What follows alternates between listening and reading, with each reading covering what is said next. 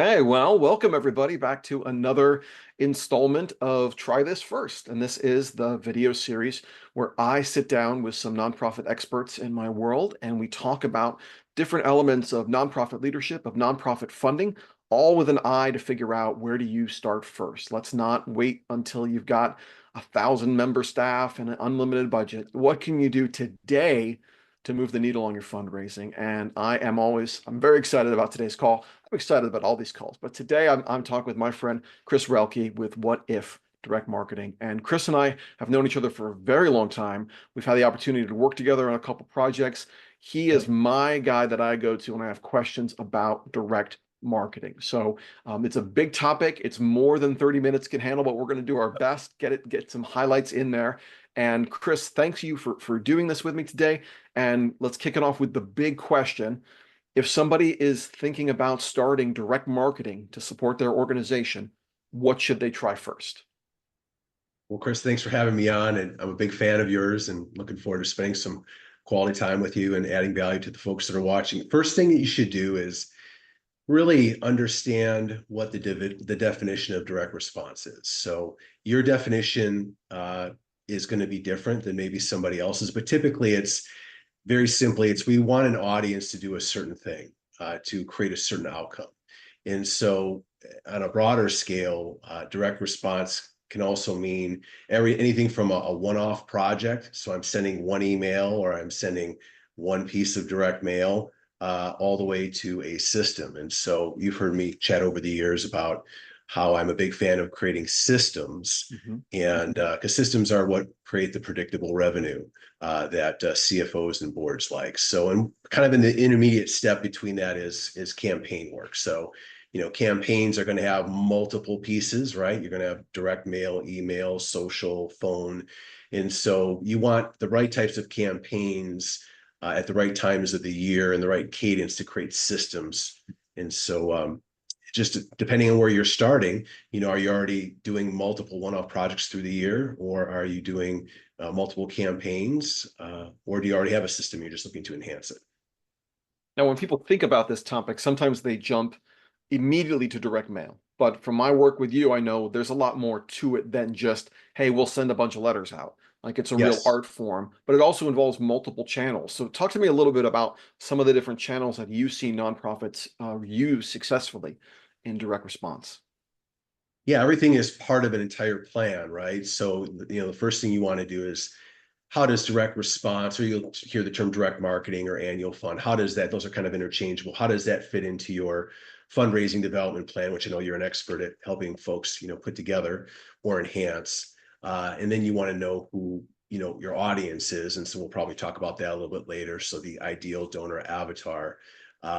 But no, it isn't just direct mail. So that's where we're moving from a project to a campaign, right? So the channels, direct mail still drives the train, which is hard for some folks, under 40 to understand. But typically, when you look at stages of giving, typically donors are in that 60 to 90 year range, at least at the major gift level, typically across our sector. So direct mail still resonates, but you want to augment that with social media to get more impressions. And also social media is used to increase reach. So we can maybe reach folks that we don't have mail addresses for, but we have email addresses for. And then of course, email is a big part of it. And then phone. And then how does that all wrap into what you do after someone raises their hand? So And I definitely want to touch on that issue, that what you said, that um, mail kind of drives the train. Mail is still a real important aspect. I'm sure you've heard this since I started fundraising. About every other year, I've heard some prognosticator announce that direct mail is going to be gone. It's no, it's yeah. donezo, and it has not been done so. It is always a powerful tool, and I now you're starting to see more people like yourself who are really bold about it or direct about it, saying, no, this is how people like to read Yeah. messages. And for especially generationally speaking, it's a huge tool. So don't sleep on it. Just because you don't like getting it doesn't mean your donors don't.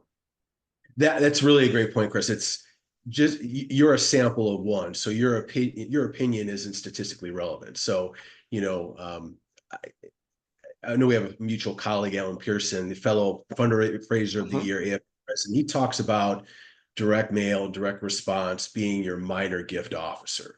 So if you've got a file of 10,000 records, right? And let's say you've got 1,000 donors, and let's say you've got 100 folks that are, let's say, in that major donor space. Could be 1,000, 5,000, 10,000, 25,000, depending on your size.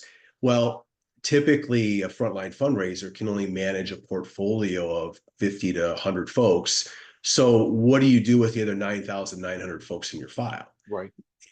That's what direct response is for: direct mail, email, and social. And so I think we've got another 20 to 40 years, right? Because baby boomers are still a lion's share of individual giving, and individual giving is still a lion's share of all philanthropy in our sector. So we're good with direct mail for a while, but you want it to be a multi-channel campaign approach for sure. Right. Right. And it's really interesting because this kind of art and science that you're a champion of is really the intersection between like marketing and communications and fundraising. Like it has to have the most powerful elements of both wrapped in. You've got to have a really clear thing that you're asking for. You've got to have a really clear stories, and you have to have a really, and this is the thing I think it's really important, you have a really strong system for tracking what Yeah. you're sending to whom and what their response was. What are some of the other things that are kind of fundamental to a successful direct response system? Yeah, I would say that direct response is more science than art, although there's a lot of art in it. So the science is kind of, again, the reverse engineering of what do we want more of, right? What types of relationships do we want to build? So I could build a relationship with a 30-year-old family of four, or I could build a relationship with somebody with maybe someone that's 65 and has moved from success to significance and maybe is in that major donor space. They're both equally important, but we can create or add more of what we want to our files. So if, let's say, your file is plateaued at 5,000 records for the last 5 years, and we want to add 1,000 records in either gifts or hand raisers or donor prospects, the science part of direct response is that we can work on and decide who those folks are. So when they do raise their hand, then you can make the assessment of, okay, where do they go in my pipeline or in my workflow? So the metrics part is really important because you're starting with the end in mind. And when folks respond, you want to make sure you have the right type of responder, right? You want to start with the end in mind. So the measurement part is probably another conversation. I could talk about an hour about measurement.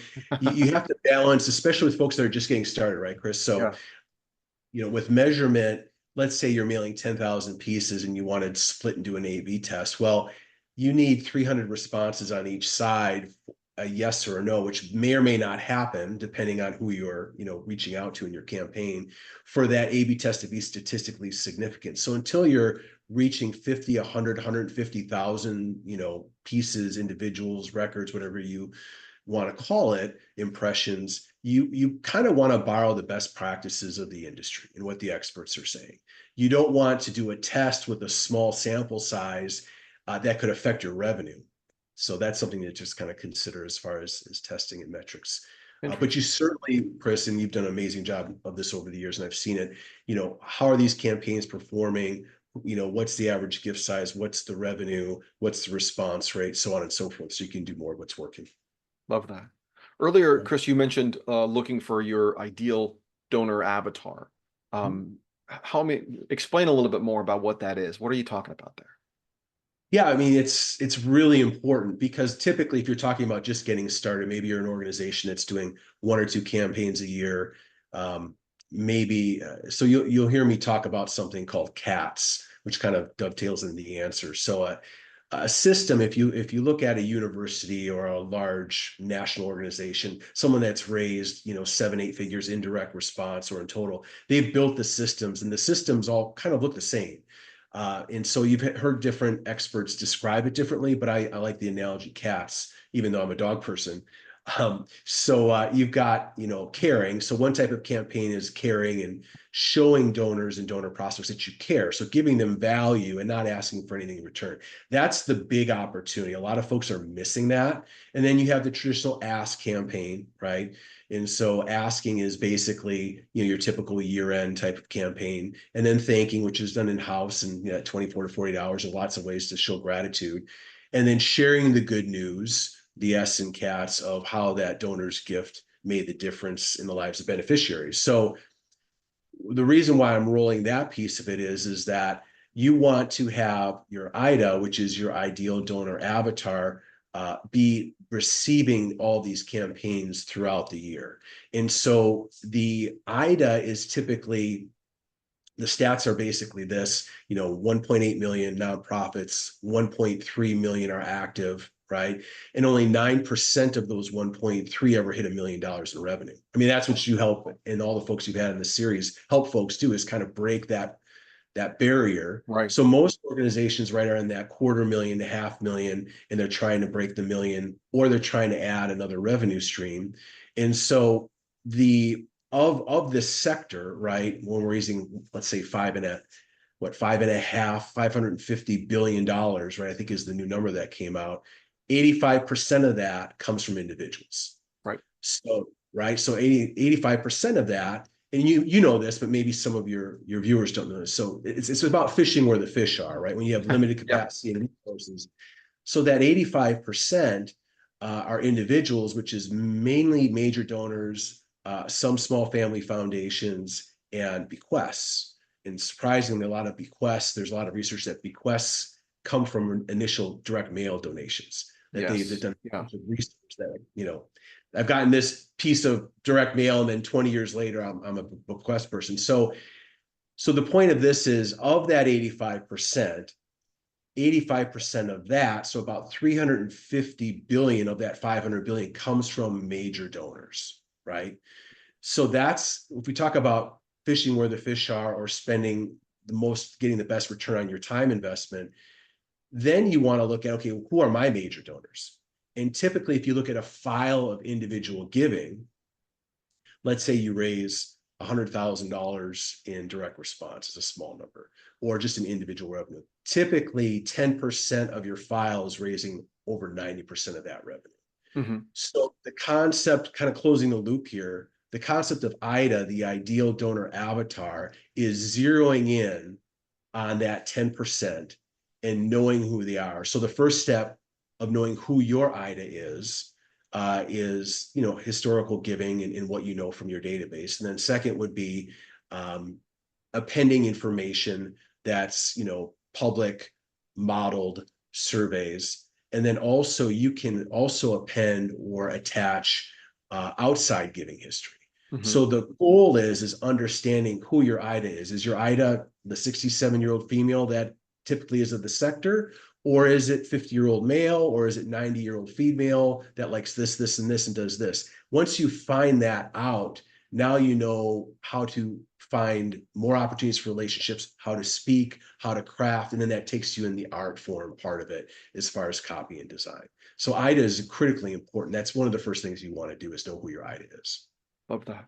Love it. And clearly, if you're watching this and you're maybe you're a little overwhelmed, or you're not quite sure about some of this stuff, like, and again, this is I talked about this with one of my other guests, that this is the self-serving portion of the program. This is why you want to bring in an expert. Like, this is why you want somebody like Chris at your table, who understands not only the mechanics of how this field works, but can help you apply your data to it. So, yes, you want to create your IDA. You're probably not going to do that totally on your own, just off the top of your head. You're going to want to consult with somebody who's going to help you make these decisions, because this is, and this kind of goes back to what we talked about when we talked about special events. Yeah. It has to be part of the larger fundraising story. Your direct response campaign, whether it's however it looks, whether it's all campaigns or whether it's a series of newsletters and campaigns, whatever it is, it has to flow into your larger fundraising operation. For example, when people are responding, that response to that campaign, whether it's $5 or $500, that should be triggering action on your part, on the fundraising team side, of making those follow-up thank you calls, of maybe inviting them to events, of encouraging them to come to different things. That there's if you set it aside and have it run all by itself, it will work, but it won't never be as powerful as if it's integrated into the whole system you have. Like Chris said earlier, systems are what makes it sustainable. That's a really good point, Chris, because you typically, especially if it's a new donor, they're going to test you with a $25 or $50 gift, or maybe $75 is a typical what they call a test. And Hmm. there's different, attitudes as far as when are they truly a donor? Is it their second, third, fourth, or fifth gift? People have Hmm. different ideas around that. So, but when somebody gives you a $50 gift, but you know a lot about that person and you know they look like the 10% of your file that's generating most of your revenue, then you implement a different action plan. We'd love to treat everyone the same and give everyone all the same time, but there's just not enough time in the day, Right. right? So it allows you to implement some of the strategies that you help folks do to build those relationships. So what would like a basic, if I was about to sketch out like a basic, plan for the year or system for the year, what are some of the things I should be keeping in mind, or what would it might look like for me? Yeah, it's pretty simple. What I would recommend is it's around that CATS acronym. So it's what you want to do is you'd probably want to do 2 care campaigns a year, at least 2 ask campaigns a year, and 2 share campaigns a year. So that's if you're just starting off. So what would that look like? Let's say we're moving into year end. So year end would be, let's say we're moving into the fall, right? So we're moving into the fall. I would do a care campaign. I would offer value to the donor with no questions and no restrictions. Now, they often will give, but I would try to offer something of value that would be of value to IDA, right? So they Hmm. can raise their hand. And so that allows you to have some conversations in the fall, right? Now, some of these folks will be existing donors, some will be donor prospects. It allows you to grow your file. And then you move into year end, and then we would do an ask campaign, which is your traditional direct mail appeal. And all these would be a combination of direct mail, well written, well designed, easily scannable, social media, internal and external, as well as email, right? And then the phone follow-up that you would do. So you would do a year end, and then you move into maybe January, February, and you would do a share campaign, which is a revenue, and this is the key word, Chris, a revenue generating newsletter. Most newsletters are not raising money. They should be over time a 3 to 5 to 1 ROI, and usually they don't raise that. And there's a lot of reasons for that, and that can be another conversation. Yeah. But that would be, January, February, where you're sharing with the donor how her gift has made the difference in the lives of beneficiaries. And then you can move into you could do another another care campaign. So you could add value, and then you do your spring appeal, which you're asking, and then a summer newsletter, right? And so basically you're doing, if your capacity is limited, for example, a newsletter is going to take a little bit more effort because you need a little bit more content Hmm. than year-end appeal, right? And so you kind of want these things kind of spread out throughout the year at the most strategic times of giving. So you would do, and then it takes you back to the fall again. So you basically have done, 1 or 2 newsletters, spring and summer, spring and fall, move into that. Now you're back in the fall for, adding value in that care campaign, and then the year-end ask. Now, if you look at that's starting, but if you look at like some of the organizations you serve, they built it up over time. They're doing 4 appeals where they're asking a year. They're doing 4 revenue generating newsletters, and they're doing 2 to 4 care campaigns where they're generating donor prospects that look like they're IDA either quarterly or monthly. And so now the file's are always growing, and it's offsetting the challenges in donor retention. Right. Right. And I think it's something that just occurred to me. It's really interesting to note that the campaign you described has a lot of the same kind of guideposts along the road that we have when we're talking about one-on-one work with individual donors.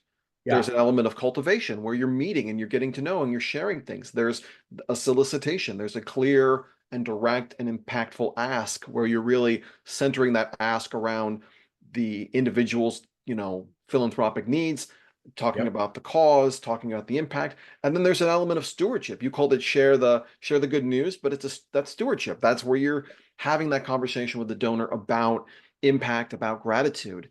So that kind of fundraising fundamentals, those don't go away just because you're talking to a bigger audience. In fact, it's even more important to be really deliberate and specific about those steps. It's a really interesting mirror. Yeah, we're building relationships. It's just we're doing it at scale Yeah. so that your portfolio, and as you add those major gift officers, have a full portfolio so they can have those more intimate conversations. Yeah. And there's some cool things you can do as far as personalized. Of course, a conversation is always going to be more personal, grabbing a cup of coffee or grabbing lunch than a piece of direct mail. But there's a lot of technology in direct mail and social and email that can increase the level of personalization. So Yes. it'll never mirror a one-on-one, but it's, what do you do again with the other 9,900 folks in your file while you're working your portfolio of 100? Exactly. Yeah, it's a great point. And again, this is why I advise clients that if they're thinking about growing their fundraising operation and they can only maybe hire one new FTE, I'm Yes, usually advising them to hire someone who is a relationship expert, hire someone who's 100%. going to take those coffee meetings, who's going to work with those donors, and then contract with somebody like Chris, with someone who can bring that expertise and generate some of those names and some of that activity for you, as opposed to asking your really skilled relationship builder to be writing, you know, 4 appeals a year and talking to the printer about offset and this and that and the other thing. Like she can That's she can boring do it. anyway. It's not about skill, it's about time. Like who can do it faster? Who do you think can do it faster? So um Well, tell and me one point, oh yeah, Chris, go ahead. really important is, and when you have a solid direct response program, you always have a new, fresh major donor prospects that are coming into your file. So that takes the pressure off. So if you have a portfolio, and this is where your expertise comes in, if you're building a relationship with somebody and you only have 50 major donor prospects or donors, uh, you're we all have numbers and metrics that we're responsible for. And so if we have influx of new folks that we can be talking to, we can take the pressure off some of those folks that just aren't ready, right? We should be doing that anyways as fundraisers, but that's the goal of having that, kind of fresh new batch of folks that we can be chatting with and kind of just work with people at their own pace. So Yeah, it's a really, I mean, it's super important. We talk a lot in the fundraising space about how important it is to have your eye on donor retention. Um, yes. and sometimes what pulls us away from donor retention activities is donor acquisition activities because we do want to find new donors. This is a really interesting way to kind of do both, where if I've Yes. got a good system in place, then I can really focus on retention. And bonus, there's a moment in almost every one of these episodes where I gesture and almost knock my microphone over. So I just did it. So for those of you keeping score at home, I didn't see it. I didn't see it. oh, You it did just outed happen. It's a subtle thing, but I still a lot of this. Before we wrap up, because we're getting to the end, Sure. tell me about tell me about expectations for a program like this, because I've certainly been in rooms where a board member has said, "Hey, why are we doing donor acquisition? You didn't make any money with it. We should cut that line item." How do we help our board members understand the scale and the kind of the intention behind these actions? So I like the poll. You can search online for the Starbucks study. So Starbucks will spend uh, $1,400 to help to get that first cup of coffee. To get you to buy your first cup of coffee, Starbucks is investing $1,400 into you, but they know that over 20 years you're worth $20,000 plus to Starbucks. So because they know the math, they're willing to make the investment. So you want to find out what those metrics are. What is your organization's donor lifetime value? So that's the first, and that's typically 3 to 5 to 10,000, right? Mhm. Depending on the organization. So you want to find that out. And then the second piece of it is you want to understand. So ROI is it depends on where you're starting. So let's say you're only doing 1 or 2 campaigns a year. I think if you wanted to add some care campaigns, which are really acquisition, those are not going to have a one-to-one ROI. You Right. may invest $1 and make 50 cents. So if you don't understand what your donor lifetime value is, i.e. the Starbucks analogy, if that's your first campaign and your leadership and your stakeholders don't have the right expectations, that's going to be a challenge because that they Mhm. could potentially say, this isn't doesn't make sense. Let's pull the plug.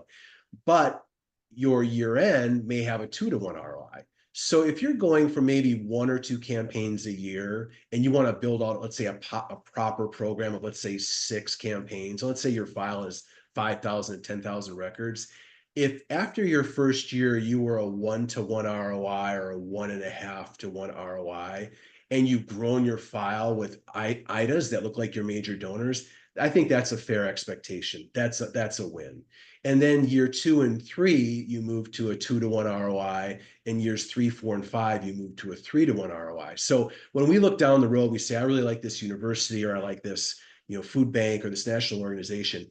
They put $500,000 or $1 million into direct response, knowing that it'll generate 3 to 4 to 5x. But they're 20 years down the road where you are, or Yeah. they're 10 years down the road, or 5 years down the road. So that's typically what you want to be looking at as far as ROI. Now, there's going to be other experts that will say, well, you invest 10,000 into a campaign, you'll automatically make 20. That may not be accurate. It should be, but you have to do a proper donor analysis first, and then a proper IDA analysis. But I think that's kind of the trajectory of it. CFOs don't like us in the beginning, especially as fundraisers, if we don't do a good job setting expectations. But 3 to 5 to 10 years, they're our best friends, because your direct response becomes your most predictable revenue stream, because it's, X amount of dollars spread over thousands of donors. So. Love that. Great. Thank you. Yeah. That managing expectations is a huge part of all of our efforts as fundraisers, helping our boards and our bosses really understand. And oftentimes the managing expectations all kind of boil down to the same through line, which is this is going to take time. Like there's anybody, I'm sorry, but anybody comes to you and says, like, I can make your nonprofit can make $100,000 in, that much time. I would look very carefully at that, because building relationships, making ourselves, when we talk about building relationships, whether it's through, what starts through our direct response and moves into in person, or it maybe just starts in person, it's all about kind of becoming a part of this donor's life, like showing them that you are aligned in values, showing them that you are working toward a cause that they feel something for. That doesn't happen quickly. It can happen. It happens. It happens all the time, but it doesn't happen overnight. So you really have to manage those expectations going forward. Well, you think of where organizations get it wrong is they ask 4 times a year, they don't do anything else. So they're doing the A. Whereas if you think about the cat's analogy, you're adding value, right? That's not an ask. You're thinking, and you're sharing the good news of how her gift made a difference. So 3 out of the 4 campaigns of the year are not quote unquote direct asks, although they're revenue generators. So that's, you hear, and obviously you've heard this over the years, donors will say, I feel like an ATM. It's because you're doing one aspect and not all 4 of what a proper system will look like. Right. You often hear that complaint around universities too. The only time my university talks to me is when they want money. Like, we all know that's not how, we don't like it when that happens to us, and our donors don't like it when it happens to them either. So, Chris, to kind of wrap things up, there's a ton of information to unpack here. I feel like this might be one you want to rewatch and take closer notes on. But it seems to me that if someone is really interested in starting a direct response program, they really want to think about a system. They want to think about multiple touch points over the course of a year. It's not necessarily just one letter that's going to do it. I also heard a lot of really being clear about who your donors are. So even before you start the work of envisioning who your ideal donor avatar is, you have to start with your own database. Who's in there? Who's giving? How often are they giving? Who are they? Where do they live? There's all this data, ideally, that you have that can help inform these decisions. And then I would say the other point of how to start is, like, bring in an expert. Like, there are trends and technologies and huge pools of data out there that your average director of development just doesn't have access to. So an expert can really help you. Chris, are there other things you would recommend someone really try first if they're really new into this world? Yeah, I mean, the statistics can be a little overwhelming, but it's just ammunition for you to just kind of state your case, right? You and I have talked about, laughed about this in the past about, don't change your own oil, right? And only you as a frontline fundraiser can develop those intimate relationships with, X amount of folks in your file. And if you can focus on that, and then work with experts in the other areas, that will pay for itself in spades. But the good news is that you just start where you're at, right? So for example, I can help someone find out who their IDA is in 2 weeks. So that's not that, it's not a long process. Maybe you're coming around to year end of your spring appeal and you just want to maximize that one appeal. Is that a system? No, it's not a system. But if we can help you get an extra 10, 20% off that year end appeal or that spring appeal, whatever the case may be, then let's have that conversation. But you want to have the trajectory of building campaigns within a system so that you can increase total revenue, but also have a healthy, major donor pipeline. So Love it. it's Love not it. difficult. It's And just, yeah.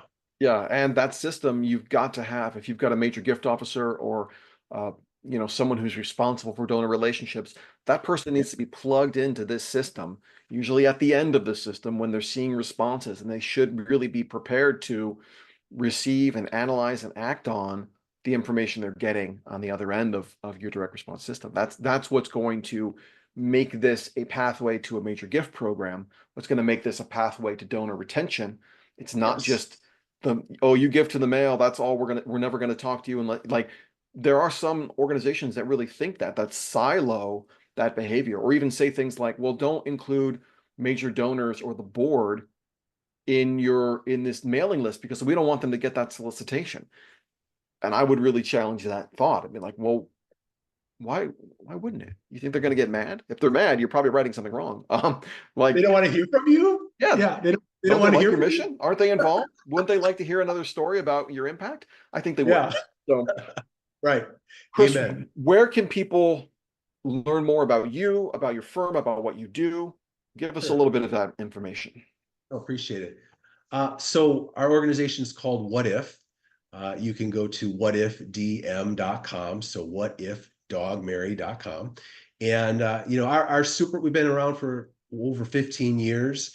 And our superpower is, helping organizations add an extra $250,000 to $5 million of recurring revenue.